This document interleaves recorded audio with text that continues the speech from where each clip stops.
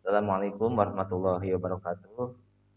Yang saya hormati Dr. Siti Kumariah, SPD MPDI sebagai dosen pengampu mata kuliah Supervisi Pendidikan. Perkenankan saya Muhammad Ali Mujahid melanjutkan pemaparan peran kerjasama organisasi sekolah yang solid dalam meningkatkan mutu pendidikan di SMK Al-Kasar Kabupaten Sukabumi.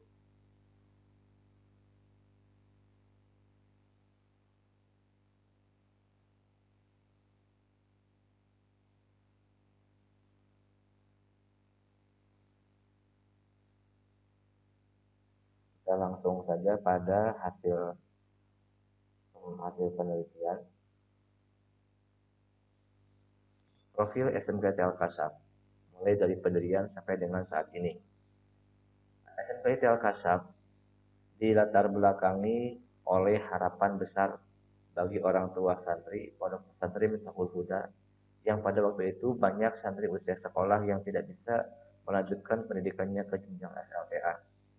Jadi pada saat itu pondok pesantren Miftahul Huda ingin menampung keinginan para santri yang pada saat itu masih banyak yang berusia sekolah yang dapat dikategorikan masih dalam umur kelas 10 SMA atau sederajat. Sehingga yayasan dalam hal ini mendorong para pengurus untuk membentuk atau membuat SMK yang dapat mewadahi keinginan orang tua dan santri pada saat itu. Dan karena keterbatasan dalam sarana dan prasarananya, maka kami memilih SMK dengan jurusan pemasaran karena SMK jurusan pemasaran itu cost atau biaya dalam pembentukannya itu relatif lebih murah dibandingkan dengan jurusan yang lainnya. Dan kenapa kami memilih SMK? Karena setelah kami melakukan interview dengan orang tua dan siswa sendiri, mereka menginginkan agar setelah lulus dari pendidikan ini, mereka dapat langsung kerja. Sehingga kami berkeputusan untuk membentuk SMK yang dipadukan dengan pendidikan pesantren, sehingga SMK ini adalah berbasis Islam terpadu.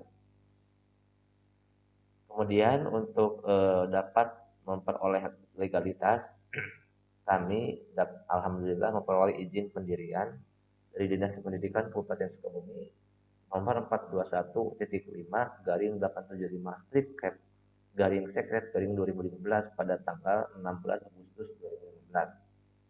Dan beberapa bulan berikutnya alhamdulillah kami memperoleh izin operasional masih dari Dinas Pendidikan Kabupaten Sukabumi nomor 421.10/cap.127/Distrik pada tanggal 9 Februari 2016 yang pada saat itu memiliki jurusan pemasaran. Jadi setelah dikantonginya izin pendirian dan izin operasional, kami sudah dapat menjalankan pembelajaran pada tahun ajaran 2015-2016. Berikutnya kami memperoleh sertifikat akreditasi dengan nomor 1442 garing ban strip SM garis miring SK garis miring 2019 pada tanggal 12 Desember 2019. Dengan adanya sertifikat akreditasi ini, kami dapat menyelenggarakan ujian nasional secara mandiri tanpa harus mengunduh. Nah, potensi yang kami miliki adalah berdekatan dengan lapangan kecamatan dan UPTD Puskesmas Kemenpedas. Sehingga dengan berdekatannya sekolah dengan fasilitas-fasilitas umum menjadi daya tarik bagi masyarakat sekitar untuk bisa masuk ke SMP Makassar. Kemudian berada di antara sekolah-sekolah kejuruan besar dan ternama seperti SMKS Hasina dan SMKS Nihadinal Mula, ditambah dengan fakta jumlah penduduk di Kecamatan Kemenpedas yang relatif kecil jika dibandingkan dengan kecamatan lainnya. Berdasarkan kondisi ini, SMK Terkasar memperoleh tantangan bagaimana memperoleh siswa. Karena di samping berada di antara SMK besar, juga fakta bahwa penduduk di Kecamatan Sumber itu tidak banyak, tidak terlalu banyak jika dibandingkan dengan kecamatan-kecamatan yang lain. Saat ini SMK Telkomsel memiliki satu kompetensi keahlian atau jurusan, yaitu bisnis daring dan pemasaran atau disingkat BDP, memiliki 3 rombel, 96 siswa dan 15 guru dan tenaga kependidikan. Berikut diberikan struktur organisasi SMK Telkomsel periode 2019 sampai 2023. Di sini diperlihatkan bahwa kepala sekolah dibantu oleh 2 orang koordinator dan 1 kepala program studi, yaitu program studi BDP. Alasan kenapa SMK Telkomsel hanya memiliki 2 koordinator, bukan 4 wakil kepala sekolah, karena sesuai dengan regulasi yang mana jumlah wakil kepala sekolah itu disesuaikan dengan jumlah siswa. Yang mana ketika jumlah siswa yang dimiliki oleh SMK Al-Kasab itu masih 96 siswa, maka relevan dengan 2 koordinator, yaitu koordinator akademik dan koordinator non-akademik. Untuk kegiatan-kegiatan pengembangan mutu atau pengembangan organisasi dan pemilihan minat dan bakat, maka yang bekerja adalah koordinator non-akademik. Mutu pendidikan SMK Telkomsel. Setelah melakukan analisis SWOT, diperoleh hasil bahwa sebagian besar kelemahan SMK Telkomsel terletak pada kompetensi sumber daya manusia, sehingga diperlukan berbagai pemecahan masalah yang bertujuan untuk meningkatkan kompetensi yang dibutuhkan. Sehingga ini dapat menjadi masukan bagi kepala sekolah agar dalam penganggaran keuangannya ke depan harus lebih dialokasikan pada bagaimana meningkatkan kompetensi guru dan tenaga kependidikan di dalamnya. Baik itu dalam bentuk PKG atau penilaian kinerja guru, atau PKB atau pendidikan keprofesian berkelanjutan dan sebagainya. Dan mudah-mudahan guru-guru yang ada di SMK Telkomsel semuanya dapat tersertifikasi. Hambatan yang dihadapi SMK Telkomsel sebagian besar berasal dari dinamika kurikulum dan regulasi pemerintah. Yang mana kita ketahui semakin jika pemerintah berubah, maka kurikulum pun akan berubah. Padahal kurikulum yang sebelumnya masih belum dapat diimplementasikan secara sepenuhnya. Namun karena tuntutan dari kebijakan pemerintah untuk dapat berubah, maka guru-guru dan tenaga pendidikan harus mampu beradaptasi pada perubahan kurikulum yang ada. Ditambah lagi dengan belum kuatnya relasi sekolah dengan industri dan dunia kerja pendidikan. Saat ini SMK Telkomsel hanya memiliki dua iduka, yaitu Toserba Selamat dan Toserba Ramayana. Padahal seharusnya jika melihat dari tren masyarakat saat ini, terutama dalam bidang pemasaran, saat ini masyarakat lebih cenderung pada pemasaran online atau pemasaran daring.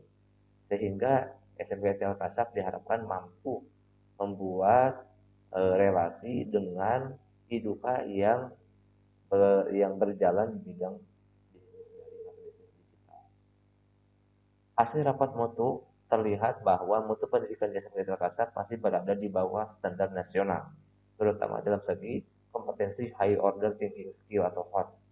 Hal ini merupakan sebetulnya masih sejalan, masih paralel dengan masih lemahnya kompetensi sumber daya manusia di SMK Telkomsel. Sehingga untuk dapat meningkatkan kompetensi HOTS di siswa, maka salah satu cara yang terbaik adalah dengan meningkatkan kompetensi sumber daya manusia di SMK Telkomsel. Yang terakhir adalah belum dibiasakannya pengimplementasian model pembelajaran inovatif yang berpusat pada siswa dan mendukung keterampilan abad 21, yaitu 4C, complex problem solving, creativity, communication, dan collaboration. Dan ini pun sebetulnya masih paralel dengan rendahnya kompetensi sumber daya manusia di SMK. Untuk mengatasi kelemahan ini, SMK Jakarta membentuk tim kerja peningkatan prestasi siswa, yang mana eh, tim ini dipromotori atau dijalankan oleh koordinator non akademik.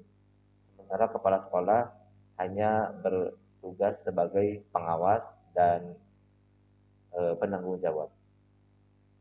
Tim yang bergerak untuk menyiapkan, memotivasi, mendidik, dan mengarahkan peserta didik dalam peningkatan prestasi akademik siswa.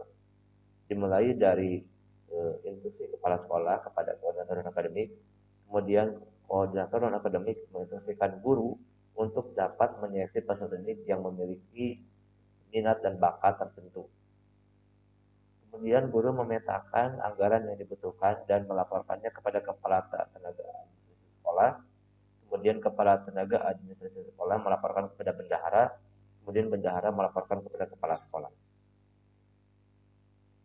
Simpulan, konsep manajemen kepala sekolah dalam meningkatkan prestasi akademik berupa: 1. Menyusun rencana. Kepala sekolah melakukan perencanaan mendasar kepada kepentingan terhadap pengembangan peserta didik yang tidak terlepas dari visi, misi, dan tujuan sekolah. 2. Membentuk teamwork. Yang ketiga, melakukan pengarahan atau penggerakan. Tindakan yang pengarahan atau penggerakannya yang dilakukan kepala sekolah berupa pelaksanaan yang didasari perencanaan awalan dari kepala sekolah dengan bantuan dari teamwork yang telah dibentuk. Saran kepada kepala sekolah, saran kami adalah untuk mempertahankan tradisi yang baik di sekolah dan terus berusaha meningkatkan manajemen kepala sekolah. Berikutnya, menganggap bawahannya sebagai mitra kerja agar terjalin hubungan yang lebih harmonis. Berikutnya, mencari jaringan yang lebih luas dan selalu bekerja sama dengan guru-guru dan staf dalam menjalankan visi, misi, dan tujuan sekolah. Yang terakhir, menjalin komunikasi yang lebih baik dengan semua pihak. Sedangkan saran untuk guru, pertama, berupaya meningkatkan profesionalisme melalui berbagai program-program yang sudah digalurkan pemerintah, mulai dari MGMP, PKG, PKB, UKG, dan sebagainya. Yang kedua, lebih sering memberikan kritikan dan masukan kepada kepala sekolah agar terjadi semacam feedback atau masukan sehingga program-program sekolah dapat terarah dengan lebih efektif. Yang ketiga, mengikuti perkembangan metode teknik dan alat-alat media belajar. Dapat diketahui bahwa saat ini era disrupsi dapat merubah pandangan manusia, sehingga dunia pendidikan pun harus mampu mengimbanginya dengan metode, teknik, dan alat-alat pembelajaran yang berbeda pula. Yang terakhir, hendaklah guru lebih kreatif dan inovatif dalam memberikan bahan ajar. Tidak melulu menggunakan satu bahan ajar saja, satu jenis bahan ajar saja. Demikian pemaparan kami dalam presentasi ini. Terima kasih atas segala perhatian dan masukannya. Mudah-mudahan bermanfaat. Wassalamualaikum warahmatullahi wabarakatuh.